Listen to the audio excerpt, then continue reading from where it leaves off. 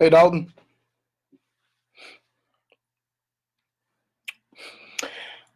What's up, guys? What I'm going to try to do now is do about 3 lives each week, just to kind of address a lot of different things and to give some information and just to kind of talk to you guys, just to really kind of see what some of the things going on with you and also with me, so we can get to know each other a little better, right? Hey, Andre. Yeah, so this will be the first week of this 3 times a week live, and just want to see what happens, And as I said, just share some information on a more personal basis, and actually get to chat with you guys. So today starts at 4 o'clock my time. Wednesday it'll be 6 o'clock my time, which is Mountain Standard Time, and Friday it'll be 8 o'clock. Because I'm trying to see which times will kind of work best for everyone, and that way everybody gets a chance to come in and talk and chat, and we can see how everything's going with everybody. So I'll give it about 2 to 3 Mississippi, and then we'll go ahead and get started just like normal. We really want to kind of, yeah, Jay, paradise is always looking the same. Wherever I'm at, that's where paradise is. Really pretty outside here in Utah, actually.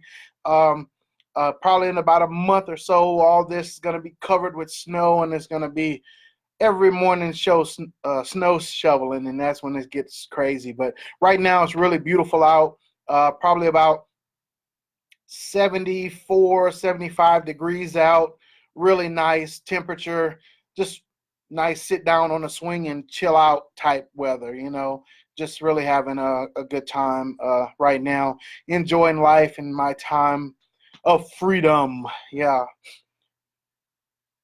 right, then. Good to join up. So as I was saying, we're going to try to see what's a great time for everybody with these, but I'm still going to do it on the timings that work for me because, bottom line, you guys can watch the videos later, but I want to be able to give a lot more information throughout this week. So I'll give about 1 more minute. We'll start at 4:03 my time. We'll get this party started, get going, and pass on a little information to you guys about some things going on. Story or two, and just kind of see how things will work out. Anybody's doing anything special right now? Any big booms, any big happenings going on? I know you guys saw some of the changes in the group. How do you like that new cover? How's that cover? I hope you guys like that. Me and my son sat down and we worked on that last night. And there's going to be a couple other changes because, like I told you guys, coming up this next month here, from 22nd of September till the 5th of November is my whole planning month. And so during that time, hey Joshua, I'm going to be doing a lot of brainstorming, putting a lot of stuff on paper, and a lot of changes and things are going to start happening because this is my last 10-year plan. So I'm going to really bust it out and really make sure everything works out perfectly as I'm trying to move forward into my 55 years old. So, all right, so we'll go ahead and get started. Just today, just kind of talk about a little bit about sales. A lot of people say that anybody can do sales, and sales is anybody can do it. Yeah, truthfully, sales is basically not for the faint of heart. It's not for those folks who are a little timid. Now, anyone can be taught sales, of course. You can be taught the system. You can be taught all the questions, but can everybody actually go pull it off? There's a little bit more to it. And then you have some of those folks, that'll be like Jordan Belfort, one of my folks I follow. He says, I'm a born salesman. And I felt that way too. I was kind of a born salesman. I've been using my words to try to do stuff throughout my whole life. I don't know about you guys, but when I was younger, we used to watch wrestling, the WWF, the NWA, and all these things. And one of the big groups that was really popular during the time I was growing up was called the Four Horsemen. And, it was Ric Flair, the Anderson brothers, and Telly. And these guys used to go through the wrestling world and just stomp people and destroy folks. And these guys now, these guys were really popular at one point. So what happened when I was in middle school, going through middle school, there was the group of about 4 huge guys in the school that decided they were going to be the 4 horsemen. And just like the wrestling team, they were going around just pounding people and beating people down. So one day after I was coming out of band practice, yes, I was in band, don't trip. I was a drummer, so I had that rhythm. So while I was coming out of band practice in the gym, the 4 horsemen popped up and they just kind of surrounded me. And I guess I was next on their butt whooping list. So basically at that point, I really kind of had 2 options. I could fight or I could flee. Well, these guys are way bigger than me, way faster than me, way stronger than me. Both of them options didn't work out. So I was like, well, what do I do?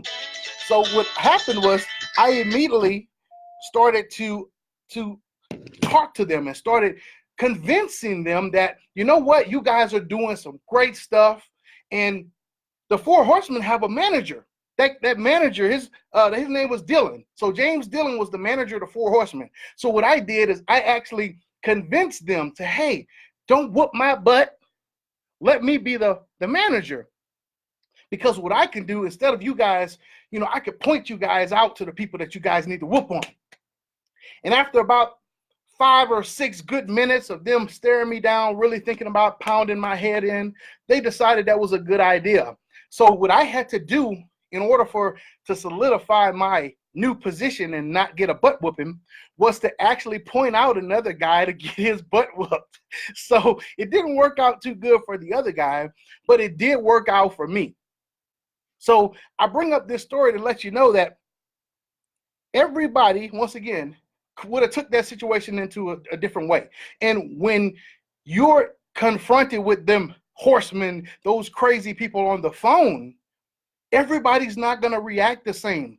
Everybody's not going to have the same abilities. We want to say, yeah, everybody's going to do awesome. Everybody's going to, but that sometimes takes a lot of practice to fight those 4 horsemen, because you actually have to show them two things, confidence and competence. Okay, so confidence, I had to show them that I wasn't terrified of them to get my butt whooped, but I was really confident to show them how I could help them.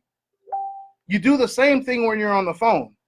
It's not about you being cocky or even scared. It's showing them that right now in this situation, you can be useful to them. And that's where the competence come in. I was able to show them that they were needing a piece, missing something, and I was that piece. So don't destroy me. Use what I have. And as salesmen, our job is to do the same thing. It's going to be scary sometimes when we have to get on that phone, right? You're going to have to really kind of think on your feet, and you build your confidence by daily wins. Every day you got to try to get some of these little wins, either by role playing or meeting some of your goals. That helps develop your confidence. Little successes develop confidence. It was a question posed in a group the other day: which comes first, success or confidence? And I said, well, in order for you to be confident, you got to get some little successes, because the more little wins you get and you realize this stuff works, then you will be confident. And that works with everything. I like to use dating in my analogy. So if you are trying to figure out how to talk to girls, and you just go do one little technique somebody showed you, just the first part, and it starts to work, and you do that over and over and over, and now you start to develop some confidence.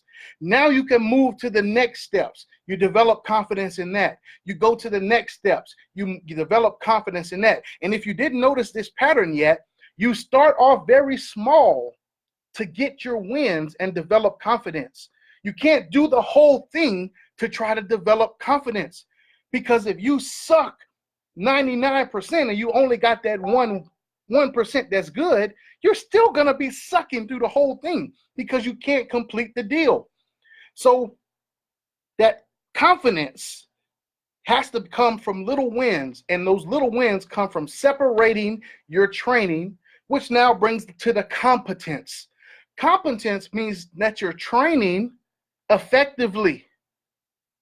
If you notice, I posted in a group the other day a picture of the 3 blind mice. So they got 3 blind mice trying to get to somewhere. Which one can see where they're going? None of them. So how will they make it except for by super trial and error? This is what happens a lot of times when you guys are training and role playing.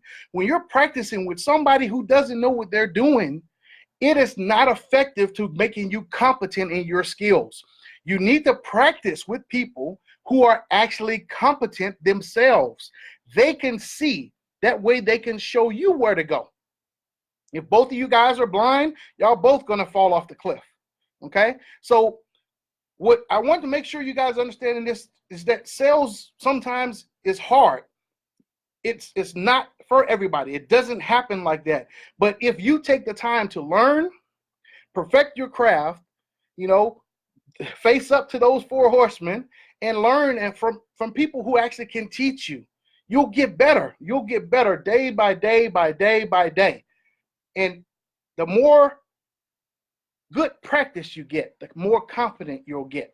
The more competent you are in your skills, the more confident you will become and the better you become. Okay, so this was just a quick little live. I just want to come in and let you guys get a little information. And Wednesday, we got another one. If you guys think of some topic or something you want to talk about, please let me know in the comments. But other than that, I'm about to go do some other stuff. And remember, if it's not making dollars, if it don't make dollars, it don't make sense. Don't keep wasting money. All right, boss out. Talk to y'all later.